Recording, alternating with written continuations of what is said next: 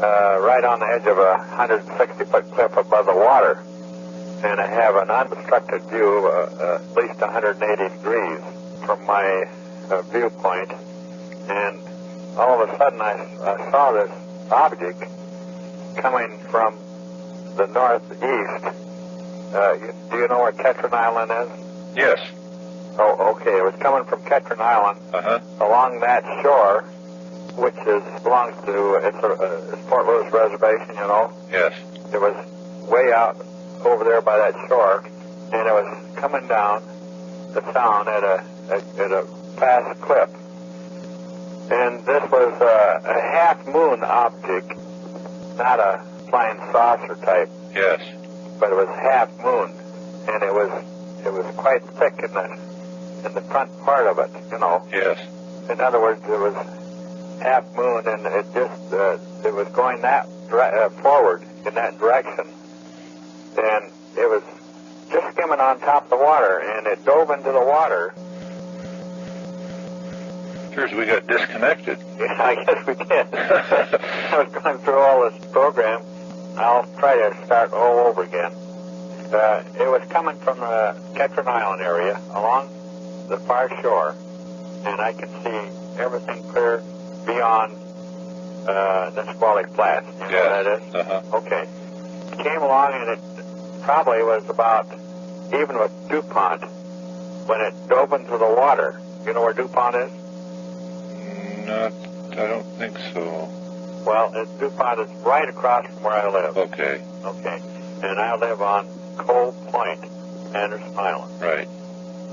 When it got just about to DuPont, it dove into the water and left a big foam spray-like deal when it went into the water. Yes. And it disappeared. And I kept looking and wondering what the heck it was, you know. And pretty soon, maybe 6 seconds or so, it surfaced again. And it skimmed on top of the water, about 100 feet above the water. And it continued on for quite a ways. And then when it got to approximately, even with Nisqually Flats, it dove into the water again, and I couldn't see it again after that. If it came up again, I don't know. It disappeared, and I couldn't see any beyond that point. That's that's my version of the whole thing. I see. What was the time lapse from the time you first saw it till it just disappeared the last time? Oh, it was about not over 2 minutes. It was very fast. It was moving at quite a speed, and it was the darndest thing I ever saw in my life. I just was really. I always keep binoculars right by the window, and we are leaving for Mexico for 3 months in a couple of days. And we had loaded them in our motorhome, and otherwise I might have got a better view of it with our binoculars. But it was very clear, and there was any doubt about what I saw. Yes. Well, now your side of the island, is that facing east? No, facing south. South, due south. Due south. Okay. And the weather was fairly good then? Yes, the weather was clear, and the water was smooth. There wasn't a ripple on the water. It was just like glass. Yes. Now, you were observing this from indoors? From indoors, yes. I see. And we have 16 feet of glass here, and on the front of our home. And we have, like I say, unobstructed view for at least 180 degrees. I see. Were there any ships or boats on the water at the time? Not at the time. There wasn't a boat or ship in sight. And shortly after that, there was a lot of boats. I see. But where they were at this time, I can't figure it out. But right after that, there was more boats than I've seen since last summer. I see. Well, then somebody in authority probably heard about that also and sent boats out. Yes, there was a lot of boats. A lot of boats. It just seemed like they just were swarming shortly after that. Would that be in the area where this thing finally went into the water and didn't come out again? Yes. Yeah. And Do you know where the Sprawley Flats are in the point southern point of Anderson Island is? Yes, I know of the island, yes. Well, there was, I heard friends of mine, they go fishing a lot. They said there was probably 50 boats out there later after that. Uh-huh. But they were all fishing, of course. Yes. They were looking for what I saw. Yes. Now, I want to get a confirmation of the date. Was that Sunday morning or Monday morning? No, that was Saturday. Saturday morning, the 18th. Saturday morning.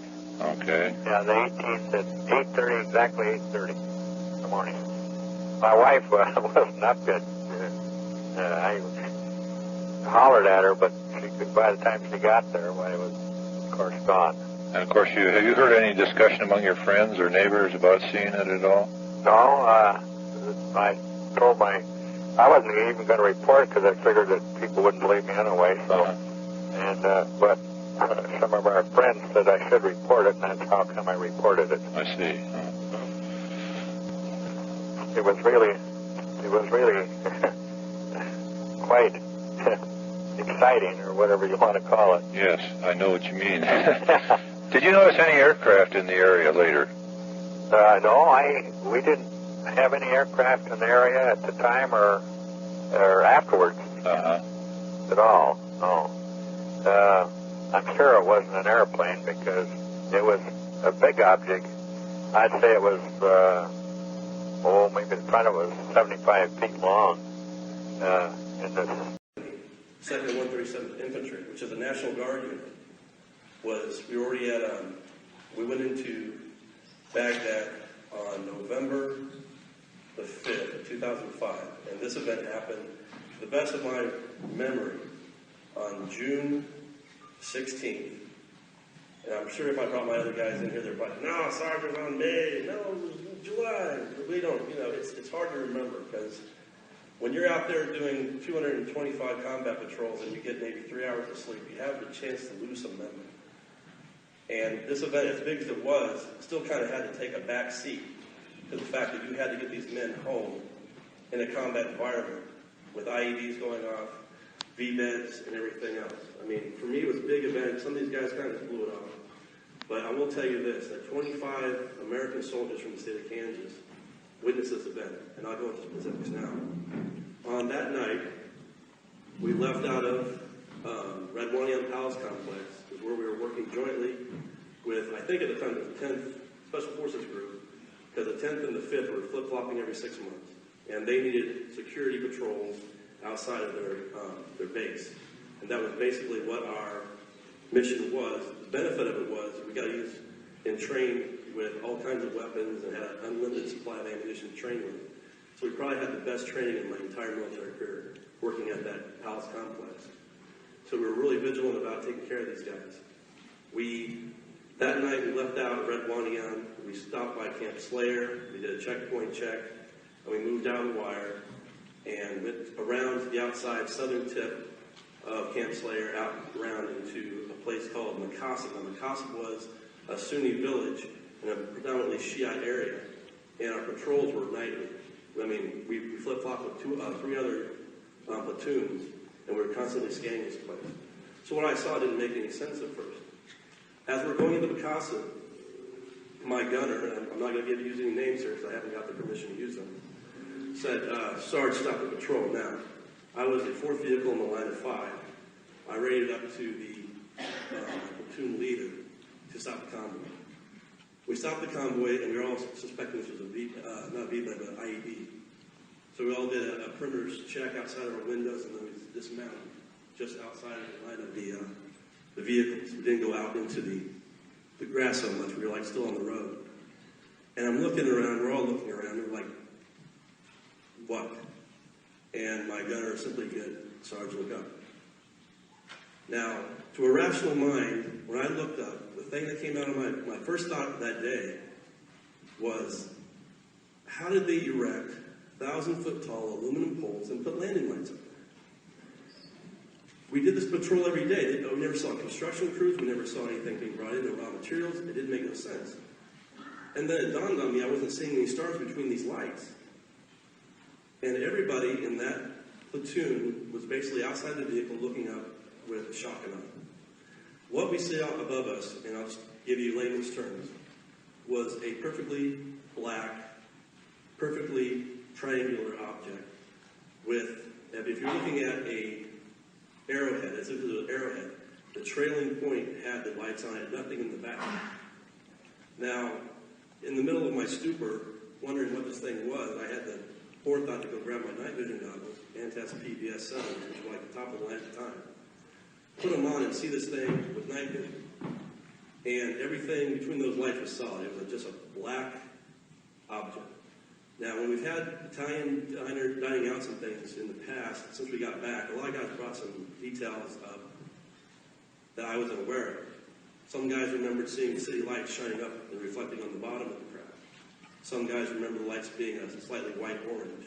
Some of the other guys remember little details that I couldn't pick up. I thought it was dead in the sky. Some guys said it was moving slightly forward, slow. I can't remember all that. I was looking at my watch. I was trying to figure out what I should do next, what I should tell the lieutenant. And I remember one funny point of this was my gunner, who was as Irish as Irishman could be, said, "Sarge, you want me to take a shot at it?"